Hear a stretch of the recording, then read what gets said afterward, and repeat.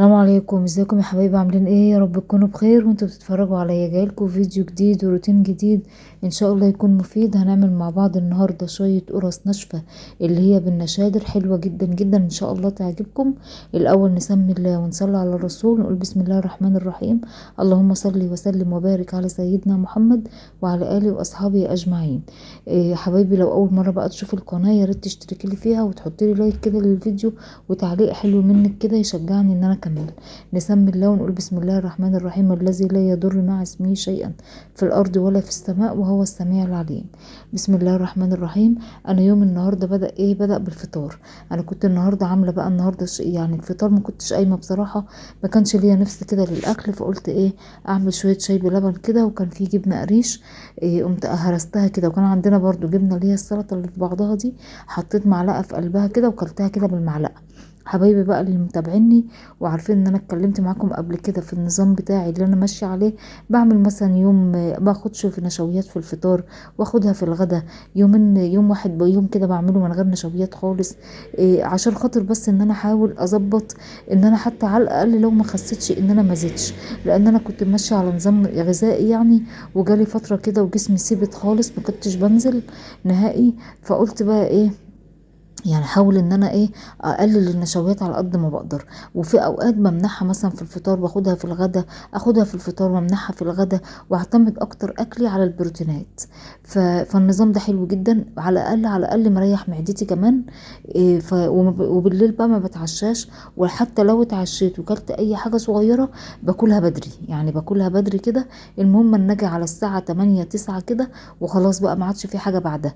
ممكن بعدها اعمل ايه؟ ممكن بعدها اشرب شاي اخضر، اشرب ينسون، اشرب شاي احمر. الشاي انت عارفين انا بحب الشاي جدا جدا جدا. اعمل برضو كوبايه شاي بلبن زي دي. انا بحب الشاي العادي قوي، بحبه جدا، واحب كمان بعديه بقى لو شربت مشروب تاني ممكن اشرب شاي بلبن. طب لو حبيت اشرب قهوه بشرب قهوه برضو، بس هي بتبقى مره واحده بس. في اي وقت بقى، ساعات اخدها الصبح ساعات اخدها اخر النهار. ملهاش ميعاد بصراحه، بس هي مش اساسيه بالنسبه لي زي الشاي. بس كده. بعد بقى ما فطرت لفتي بقى في الشقة كده، نضفتها وروقتها وخليتها بقى زي الفل كده. وقمت داخلة بقى على المطبخ، كان عندي بقى شوية مواعين كده، معون يعني شوية اطباق على شوية كوبايات على الحلة بتاعة اللبن، الحاجات دي. قلت برضه اروق المطبخ كده وانضفه واخليه زي الفل.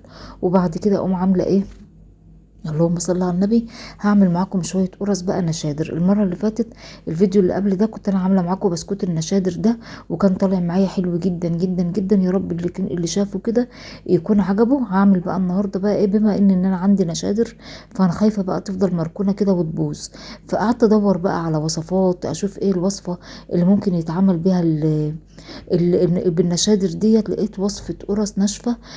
والله يعني انا بنجيبها غالية جدا من الفرن، وقمت قايلة لما اجربها واعملها لقيتها طالعة ناجحة جدا وجميلة جدا جدا. وجوزي والله بيقول لي يعني اوفر من ما كنا بنشتريها. يعني احنا القرصة عندنا من دي، هوريها لكم طبعا واحنا شغالين، القرصة من ديت ب4 جنيه.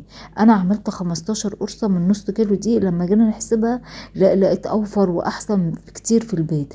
القرص والكحك والبسكوت والقراقيش والكيكه والحاجات دي لما بتعمليها في البيت بتملي بيتك خير، وبتوفر عليكي بقى فطار وعشاء. يعني الفطار مثلا عايزه تعملي بيض، عايزه تعملي جبنه، عايزه تعملي كده كل يوم كل يوم، طبعا حاجه التلاجة هتخلص بسرعه. انما لو انت عملتي بقى شويه الحاجات ديت ويوم بعد يوم كده حبوا ان هم يفطروا او يتعشوا من القراقيش دي او البسكوت او القرص اللي انت عملتيها، هيوفر عليك البيض والجبنه والحاجات ديت. ويوم بيجيب يوم هتيجي تبص تلاقي الشهر عدى وانت باتك لسه مستور، ولسه باتك لسه مظبط اموره كده، وهتوفري على قد ما تقدري من الحاجات البسيطه اللي بتعملها بايدك ديت في البيت. غسلت بقى المواعين وغسلت الحوض بتاعي ونضفته وخليته زي الفل. وجبت برضو الرخامة غسلتها زي ما انا بقى بعمل معاكم دايما. انا بحكي لكم كده اللي بيحصل في اليوم بتاعي يعني، وبشارك معاكم يومياتي اللي تكون بسيطة كده وخفيفة عليكم، بوصفة بروتين بحاجة.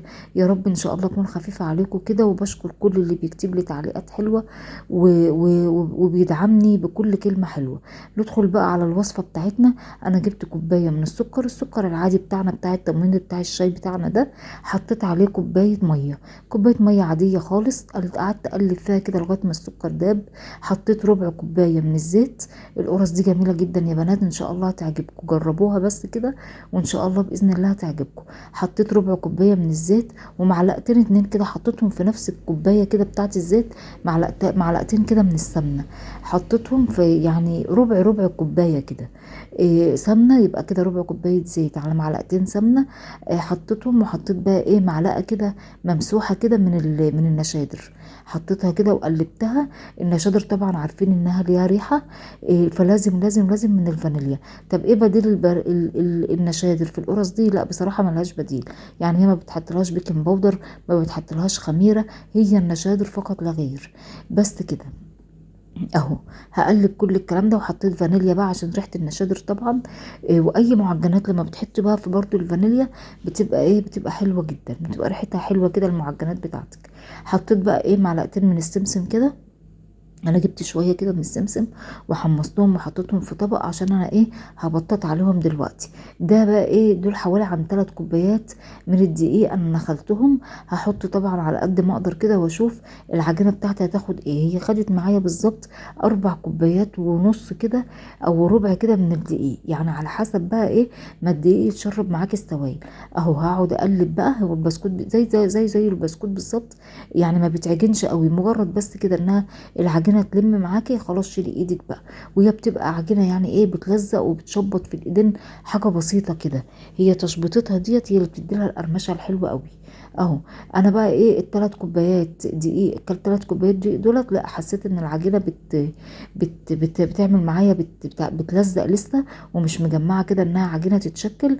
جبت معايا بقى نص كوبايه كده من الدقيق، وقعدت احط شويه بشويه لغايه ما كملت معايا كده النص كوبايه. وخدت عليهم كمان، يعني خدت على نص كوبايه اللي شفتوني بحط منها دي، خدت بقى عليهم كمان شويه كده، يعني خدت معايا 4 كوبايات وربع تقريبا، يعني بالتقريب كده خدت 4 كوبايات وربع من الكوبايات المعياريه. تمام. بدأت بقى اشكل العجينه بتاعتي زي ما بقول لكم كده، عملت معايا بالظبط 15 او 16 قرصه، مش فاكره، بس عملت معايا عدد حلو. جبت بقى السمسم بتاعي حطيته كده على المفرش بتاعي، وبطط واحاول ابطط القرصه بتاعتي عليه، ابططها كده على السمسم عشان يلزق. والسمسم بيبقى فوق، يعني اما اجي احطه بقى في الصينيه السمسم فوق، والجزء اللي انا ببطط عليه ده يبقى تحت. هحطه بقى العكس، يعني اهو زي ما انتوا هتشوفوا معايا دلوقتي. شايفين؟ صلتوا بقى بنا على النبي، اللهم صل وسلم وبارك على سيدنا محمد وعلى اله واصحابه اجمعين. شوفوا بقى السمك بتاعها، هي حلاوتها كده بتكون رقيقه شويه. ليه بقى؟ لانها لما بتدخل الفرن هتنفش شويه. يلا بقى املي بيتك بالخير من نص كيلو دقيق كده، تعملي قرص النشادر دي تحفه تحفه وجميله جدا جدا جدا بصراحه. وانا بصراحه عشان للامانه انا اول مره اعملها، يعني اول مره اعملها في البيت. احنا كنا بنشتريها من بره، وكان ولادي وجوزي يعني بيحبوها كده، يسقطوها كده في قلب الشاي ويطلعوها، بتبقى حلوه جدا. قرص ناشفه، يعني هي بتبقى ناشفه كده ومقرمشه ومسكره. والسمسم ده انا نسيت بس اقول لكم ان انا حاطه فيه معلقه سكر، يعني حاطه فيه برده كده معلقه سكر حلوه كده. العجينه بتاعتي جواها مسكره، الكوبايه السكر بتاعتها عطيلها سكر حلو، ومن فوق بقى السكر ده يعني يعني طعمه حلو قوي. دي اتقسمت معايا وانا بطلعها من الصينيه، بس شوفوا لونها حلو جدا جدا ومقرمش، والله لولا ان انا قافله صوت الفيديو كنتوا سمعتوا القرمشه بتاعتها. حلو جدا جدا جدا. يا رب تجربوها كده وتعجبكم. وزي ما بقول لكم كده عملت معايا كميه حلوه، بتنفع زي ما بقول لكم كده في فطار في عشاء. ان شاء الله باذن الله الوصفه كده تعجبكم.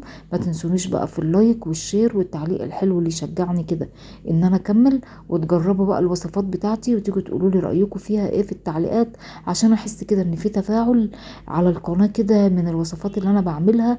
انتوا لو جربتوا حاجه من الوصفات اللي انا بعملها، يعني يا ريت تيجوا تقولوا لي بقى ان انتوا جربتوها، وتسلم ايديكم طبعا، وانتوا اشطر واحسن مني بكتير.